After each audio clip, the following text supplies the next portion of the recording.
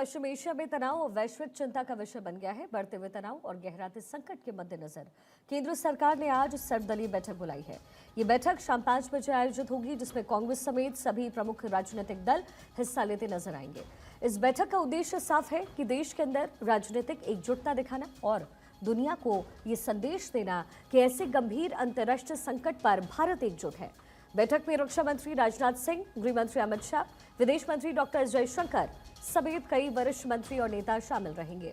विपक्ष के भी सभी फ्लोर लीडर्स और कुछ अन्य नेता बैठक का हिस्सा बनेंगे।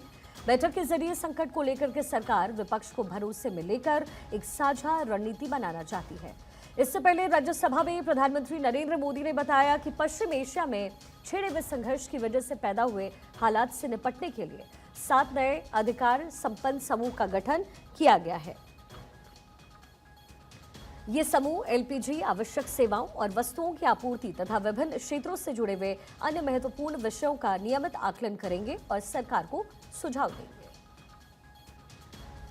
अब ऐसे में बड़ा सवाल है कि क्या कुछ बड़ा होने वाला है, क्योंकि अहम संकेत मिल रहे हैं। 22 मार्च प्रधानमंत्री की अध्यक्षता में सीसीएस की अहम बैठक होती है। 23 मार्च लोकसभा, 24 मार्च राज्यसभा, मिडिल ईस्ट के हालात पर पीएम का स्टेटमेंट होता है और आज सर्वदलीय बैठक होने जा रही है।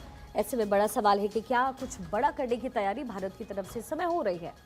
एक तरफ मिडिल ईस्ट में तनाव का माहौल है, वहीं दूसरी तरफ भारत अपनी शर्तों के साथ साथ जो टैंकर्स हैं, जो शिप्स हैं, वो स्ट्रेट ऑफ हॉर्मुज से निकलवाने का काम कर रहा है। लेकिन बार बार प्रधानमंत्री मोदी की तरफ से लोकसभा में भी और राज्यसभा में भी एक स्टेटमेंट बार बार दोहराई गई।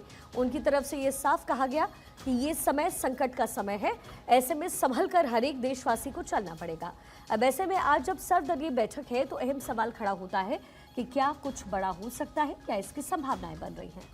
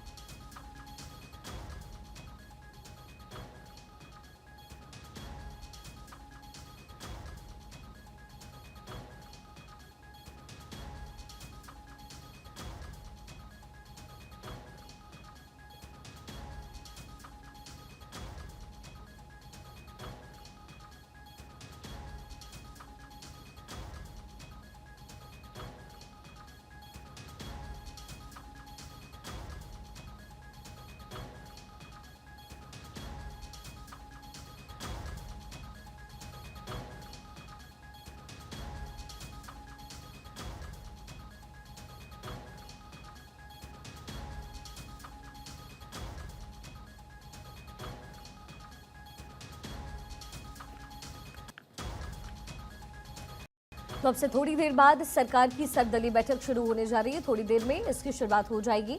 प्रधानमंत्री मोदी इसकी अध्यक्षता करेंगे, साथ ही गृह मंत्री अमित शाह की मौजूदगी होगी, विदेश मंत्री डॉक्टर एस जयशंकर मौजूद रहेंगे, रक्षा मंत्री राजनाथ सिंह मौजूद रहेंगे। जाहिर है भारत हर एक मोर्चे पर इस समय तैयार नजर आ रहा है। ऐसे में जो सर्वदलीय बैठक होनी है उसमें क्या कुछ निर्णय होगा, सबकी नजर इस समय बनी हुई है। अब से कुछ ही देर बाद ये सर्वदलीय बैठक शुरू होनी है। थोड़ी देर बाद इसकी शुरुआत होने वाली है। प्रधानमंत्री मोदी की अध्यक्षता में इस समय सर्वदलीय बैठक ऑर्गेनाइज किया गया है। हालांकि कहा जा रहा है कि टीएमसी सर्वदलीय बैठक का बहिष्कार करने जा रही है। हमारी पॉलिटिकल एडिटर अदिति नागर इस समय कनेक्टेड है। अदिति, क्या कुछ बड़ा हो सकता है, क्या संभावनाएं नजर आ रही हैं? इस समय हम देख रहे हैं कि भारत हर एक स्थिति में खुद को तैयार रख रहा है। प्रधानमंत्री मोदी ने भी जब अभिभाषण दिया अपना लोकसभा और राज्यसभा में, तो उन्होंने क्लियरली इस बात को कहा कि हमें तैयार रहना पड़ेगा। भारत के हर एक व्यक्ति को तैयार रहने की जरूरत है। क्या मायने उस स्टेटमेंट के और सर्वदलीय का मतलब क्या? ये सर्वदलीय बैठक कई बार ऐसी जब स्थिति आई है, चाहे फिर कोरोना काल की स्थिति हुई थी, तब भी सर्वदलीय बैठक हुई थी। और इसके अलावा आप देखें कि हाल ही में जब ऑपरेशन सिंदूर हुआ था, तब भी सर्वदलीय बैठक हुई थी, राजनाथ सिंह ने उसको चेयर किया था।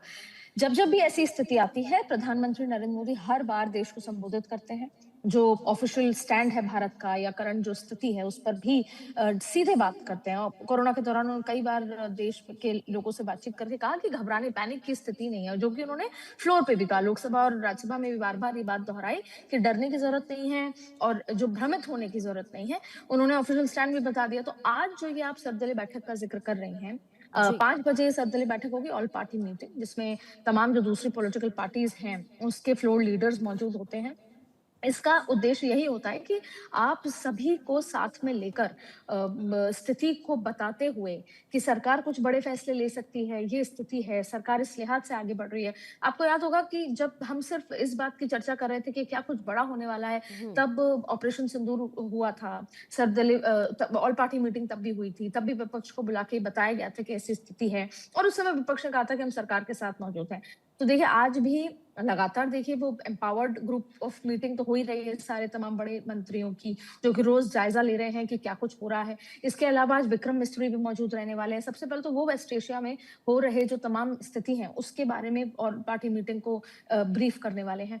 और आपने 2 दिन का, जिस बात का आपने खुद भी जिक्र किया शिखा, कि आपने अपर हाउस लोअर हाउस में जब संबोधित किया प्रधानमंत्री ने, तो उन्होंने कहा कि सब कुछ सामान्य है। किस तरीके से नेटवर्क की बात की, ऑप्शंस की बात की, देश गैस पाइपलाइंस की बात की। उसके अलावा उन्होंने ट्रेन नेटवर्क का जिक्र किया कि कैसे इलेक्ट्रिसिटी वाली बात कही। उन्होंने ये भी कहा कि ट्रांसपोर्टेशन, इलेक्ट्रिक बसेस को ऑप्ट करना, और तमाम बातों के बाद 2 जो उन्होंने इंपॉर्टेंट बात कही, एक ये कहा कि हम कोरोना के लिहाज से तैयार हैं, कोरोना में जिस तरीके से तैयारी थी, और हमें एकजुट होने की जरूरत है, चाहे फिर वो विपक्ष के लिए कहा चाहे देश के लिए कहा कि एकजुटता की बहुत जरूरत है। फिर उन्होंने राज्यसभा में भी ये बात कही। तो उसके बाद से ये आशंका लगाई जा रही है कि अगर हम उस तरीके से तैयारी कर रहे हैं तो क्या किसी तरह की कोई गाइडलाइंस आ सकती हैं क्या। उसके बाद आज शाम 5 बजे ऑल पार्टी मीटिंग होगी, तो संभवतः ये उम्मीद की जा रही है कि जब आज पूरे विपक्ष को ब्रीफ कर दिया जाएगा, सारी देश के जो पॉलिटिकल लीडर्स हैं उनको ब्रीफ करने के बाद कि क्या स्थिति है, और इसको देखते हुए अगर और स्थिति गर्माती है और ये युद्ध 15-20 दिन चलता है, तो भारत की स्थिति को देखते हुए हम क्या कंट्रोल करें। अच्छा, आपने देखा होगा कि एक बाकायदा जो एशियन कंट्रीज हैं, अलग से आप देखिए, श्रीलंका की बात कर लें, दूसरे देशों की बात कर लें, तो वहां पे तो सॉफ्ट लॉकडाउन जैसी स्थिति ऑलरेडी है। लिमिटेड मात्रा में ईंधन दिए जा रहे हैं, स्कूल ऑनलाइन हो चुके हैं, 4-डे वीक अनाउंस कर दिया गया है। तो इस वजह से ये चर्चा बार बार चल रही है कि आज क्या कुछ बड़े ऐलान हो सकते हैं, ऐसे अहम संकेत मिल रहे हैं। संभवतः आज नहीं होंगे तो आने वाले दिनों में एडवाइजरी जारी हो सकती है कि अगर जरूरत नहीं है तो आप घर से बाहर नहीं निकलिए। कंपनीज को कहा जा सकता है कि अगर संभव है तो आप लोगों को वर्क फ्रॉम होम दे दीजिए, संभव है तो स्कूल को ऑनलाइन कर दीजिए। और फिर अगर और स्थिति गर्माती है, आपने देखा कि जब कोरोना में भी लॉकडाउन लगा था तो पहली बार में बहुत स्ट्रिक्ट लॉकडाउन नहीं था इवेंचुअली, लेकिन तब के हालात एकदम अलग थे। तब तो आपस में मिलना वो भी मुश्किल था, और उसके लिए भी एडवाइजरी थी कि आप मिल नहीं। लेकिन यहाँ के हालात दूसरे हैं। हम फ्यूल सेविंग मोड पे कैसे शिफ्ट हो, उसी की तैयारी संभवतः हो सकती है। हालांकि भी 5 बजे ये बैठक शुरू होगी, और जब 1.5 घंटे बाद ये बैठक खत्म होगी, उसी के बाद चीजें सामने निकल कर आएंगी। और इसीलिए सर्वदलीय बैठक है कि हम उनको ब्रीफ कर सकें, उनसे चर्चा कर सकें और उनका सपोर्ट ले सकें। अदिति, क्विकली एक सवाल को और जवाब दे दीजिए क्योंकि समय कम है, मुझे ब्रेक पे जाना पड़ेगा। टीएमसी क्यों बहिष्कार कर रही है, और फिर इसे चुनावी रणनीति के रूप में क्यों नहीं देखना चाहिए? देखिए, एक तो इसको आप वैसे समझिए कि बंगाल में चुनाव है, और जब भी ऐसी कोई आपदा आती है उसको राजनीतिक रंग तो उसका आता ही आता है। देश में कोई भी स्थिति, ऑपरेशन सिंदूर है, उसको राजनीतिक रंग दिया ही गया। कोरोना भी आया था तो भी उसका राजनीतिक रंग दिया गया। अब देखिए, पिछली बार जब कोरोना था तब भी ये स्थिति हुई थी चुनाव प्रचार की बात को लेकर। तब भी बंगाल में चुनाव प्रचार चल रहा था, 8 फेज के चुनाव थे, और बीजेपी ने तो तीसरे फेज में जाके चुनाव प्रचार से विड्रॉ कर लिया था, क्योंकि वैश्विक रूप से और देश के लिहाज से चर्चा हो रही थी कि प्रधानमंत्री या भारतीय जनता पार्टी के नेता कोरोना में भीड़ इकट्ठी कर रहे हैं, तो वो विड्रॉ हो गए थे। लेकिन टीएमसी चुनाव प्रचार करती रही। इस बार भी आप देखिए, बंगाल चुनाव है, और ऐसे में इसका जो डोमेस्टिक पॉलिटिक्स का जो रंग आया है वो यही है कि टीएमसी पहले भी एसआईआर के लिए विरोध कर रही थी, तो वो विरोध कर रही है, मुद्दे पे नहीं, वो हर किसी सरकार के फैसले पे विरोध कर रही है। और खासतौर पे अगर इस तरह का सॉफ्ट लॉकडाउन या एडवाइजरीज अगर जारी होती हैं, तो ये चुनावी राज्यों में इसका इम्पैक्ट होगा। कहा जाएगा कि किस तरीके से बहुत सारी मात्रा, आपने देखा होगा दिल्ली से अलग अलग राज्यों से लोग पहुंचते हैं, इसलिए ये विरोध है। संभवतः आज राहुल गांधी को भी देखना होगा कि वो जाते हैं नहीं जाते, तमाम तरीके की अलग बातें आती हैं। टीएमसी हमेशा विरोध करती है। तो हर एक मुद्दा जब देश में उठता है तो उसका डोमेस्टिक राजनीतिक रूप वो उसका रंग आ ही जाता है। ठीक है अदिति, बहुत शुक्रिया इस पूरे विश्लेषण के लिए।